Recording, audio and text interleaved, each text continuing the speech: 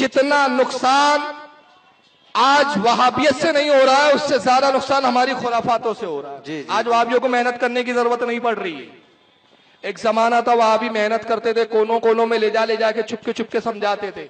अब उनको जरूरत नहीं पड़ रही। पढ़े लिखे नौजवानों के गलों में हाथ डाल के सिर्फ इतना बोलते हैं, देखो साहब ये पंजे उठा रहे हैं, ये ताजिए निकाल रहे हैं, ये ढोल बजा रहे हैं, जरा बताओ क्या यही इस्लाम है? तो एक पढ़े लिखे आदमी के ذہن में फौरन ये बात आती है, वाकई इस्लाम नहीं हो सकता।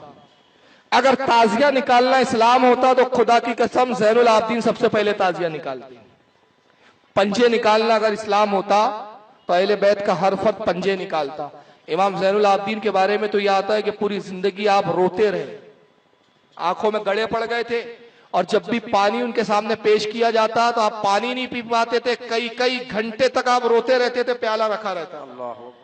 और पूछा जाता है कि आप पानी क्यों नहीं पीते, आपने पानी तलब किया?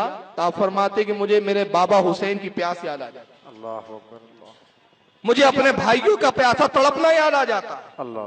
वो इमाम ज़ैनुल आबिदीन जो पूरी जिंदगी करबला को याद करते रहे, और हमने करबला के दिन को 10 आशूरे के दिन को क्या बना दिया? ढोल बजाने का दिन। ये ढोल किसने बजाया था भाई? अहले बैत ने बजाया था कि यजीदियों ने बजाया था? यजीदियों ने।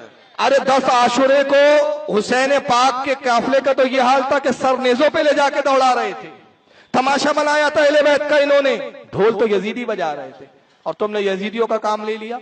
याद रखिए ये पंजे की कोई असल नहीं है, हमारे उलमा इससे बरी है, ये जो करते जाहिल लोग हैं इनसे हम बरी ज़मान।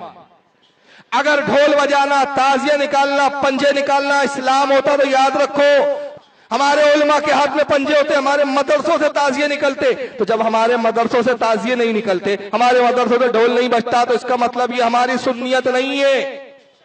और इन वहाबियों से भी कहूंगा कि अव्वाम की जहालत को हमारे खाते में मत फिट करो।